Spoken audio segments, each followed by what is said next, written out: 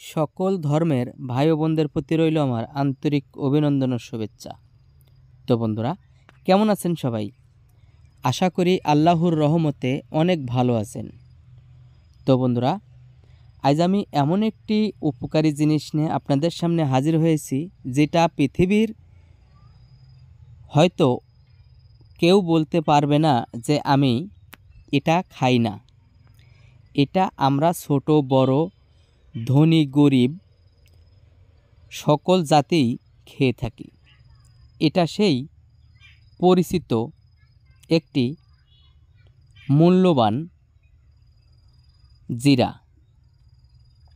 জিরা খায় না এমন লোক পৃথিবীতে কমই আছে। তো জিরা কিন্তু আমরা বিভিন্ন তরকারির সাথে রান্না করে খেয়ে থাকি। শুধু তরকারি সুস্বাদু করার জন্যই কি আমরা খেয়ে থাকি? হ্যাঁ, আমরা তরকারিকে সুস্বাদু বাড়ানোর জন্যই আমরা বিশেষত জিরা খেয়ে থাকি। তো এই জিরাতে রয়েছে ঔষধি গুণাগুণ, আমরা অনেকেই এটা জানি না। তো বন্ধুরা, আজ আমরা জানব এই জিরা থেকে আমরা কী কী উপকার পেয়ে থাকি, কোন নিয়মে কোন উপকার পাবেন, আমি আজকে আপনাদেরকে জানিয়ে দেব। তার আগে অনুরোধ করব, যারা এখনও আমার চ্যানেলটি সাবস্ক্রাইব করেননি, চ্যানেলটি সাবস্ক্রাইব করে বেল বাটনটি বাজিয়ে রাখুন। পরবর্তীতে আপনি বিভিন্ন ধরনের ঔষধি গাছগাছালি নিয়ে বিভিন্ন জিনিস নিয়ে ভালো পরামর্শ পেয়ে যাবেন, যে সকল পরামর্শ পেলে আপনার একটু উপকার হবে এবং আপনি একটু সুস্থ থাকতে পারবেন। তো বন্ধুরা, জিরা আমরা অনেকেই তরকারির সাথে খেয়ে থাকি, কিন্তু জিরা কোন নিয়মে খেলে আমরা ঔষধি উপকার পেয়ে থাকি অনেকেই জানি না। তো বন্ধুরা, জিরা কিন্তু ঠান্ডা, যাদের শরীরে প্রচুর পরিমাণ ঠান্ডা, অ্যাজমা, কাশি রয়েছে, তারা যদি খেতে পারেন ইনশাল্লাহ ঠান্ডা, অ্যাজমা, অ্যালার্জি থাকবে না। এবং জিরা থেকে আপনি আরও যে সকল উপকার পেয়ে থাকেন, যে সকল ভাইরা বলেন যে আমার শরীরের মধ্যে মাঝে মাঝে ব্যথা করে, গিরায় গিরায় ব্যথা করে, জিলিক পারে, উঠলে বসতে পারেন না, বসলে উঠতে পারেন না, অনেকেরই কিন্তু এই রকম সমস্যা রয়েছে। এবং শারীরিক সমস্যার জন্যেও যদি এই জিরা নিয়মিত খেতে পারেন, ইনশাল্লাহ আপনি শারীরিক সমস্যার সমাধানে বিশেষ উপকার পাবেন এই জিরা থেকে। তো কোন রোগের জন্য কোন নিয়মে আপনাকে খেতে হবে, অবশ্যই নিয়মটি আলাদা আলাদা রয়েছে। তো বন্ধুরা, আপনারা দেখবেন বাজারে জিরার ফাঁকি পাওয়া যায়, অথবা যদি জিরার ফাঁকি নাও পাওয়া যায়, আপনি হাট থেকে জিরা কিনে নিয়ে এসে আপনি জিরাকে সুন্দরভাবে ফাঁকি করে নেবেন।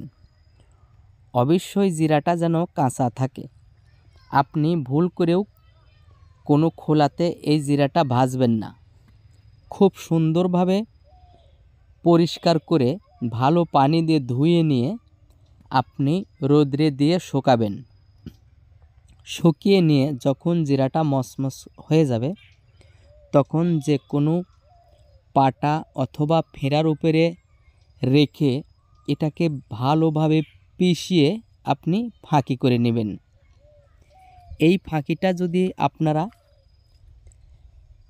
ঠান্ডা, অ্যাজমা, অ্যালার্জির জন্য প্রতিদিন রাত্রের বেলায় চা চামচ পরিমাণের হাফ চা চামচ পরিমাণ এই জিরার ফাঁকি এবং হাফ গিলাস পরিমাণ পানির মধ্যে দিয়ে যদি এটাকে কুসুম কুসুম গরম করে খেতে পারেন, ইনশাল্লাহ আপনার শরীরে ঠান্ডা, অ্যাজমা, অ্যালার্জি থাকবে না। এবং যদি কেউ এই জিরার ফাঁকি দিয়ে ভালো করে সুন্দর করে মিক্সড করে কুসুম কুসুম গরম পানি দিয়ে খানিকটা পরিমাণ আদা অথবা একটা লবঙ্গ দিয়ে কেউ খেতে পারে, যে সকল ভাইরা বলেন যে মাঝে মাঝেই গিরার ভিতরে ব্যথা করে, জিলিক পারে, ইনশাল্লাহ আপনার এই সমস্যা থেকে সমাধান পেয়ে যাবেন এবং এভাবে খেলে আপনি ঠান্ডা অ্যাজমা অ্যালার্জিরও উপকার পাবেন।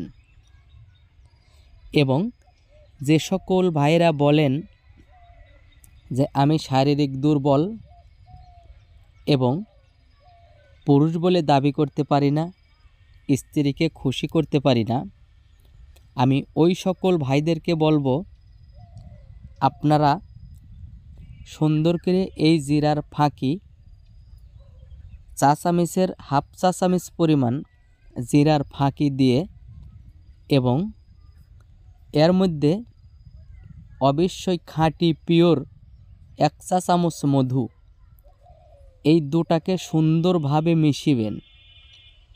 মিশিয়ে আপনি হাতের তালুতে নিয়ে আপনি যখন রাতের খাবার খেয়ে আধা ঘন্টা রেস্ট নেবেন, আধা ঘন্টা পরে এই জিরার ফাঁকি আর মধুটা ভালো করে মিশিয়ে আপনার হাতের তালুতে নিয়ে আপনি জিহ্বা দিয়ে চুষে চুষে খাবেন। ইনশাল্লাহ আপনি যদি এভাবে টানা 1 থেকে 1.5 মাস খেতে পারেন, আপনি যত বড় সমস্যায় পড়েন না কেন, শারীরিক দুর্বলতা, ইনশাল্লাহ আপনি অতি দ্রুত সমাধান পেয়ে যাবেন। আপনার কোনো ডাক্তার কবিরাজের কাছ থেকে এই সমস্যার জন্য কোনো ঔষধ খেতে হবে না। শুধু আপনি একটু কষ্ট করে নিয়ম মাফিক আপনি ব্যবহার করবেন। ইনশাল্লাহ আপনি 100% উপকার পাবেন। তো বন্ধুরা, ভিডিওটি যদি ভালো লেগে থাকে অবশ্যই একটি লাইক দিতে ভুলবেন না। তো ভালো থাকুন, আল্লাহ হাফেজ।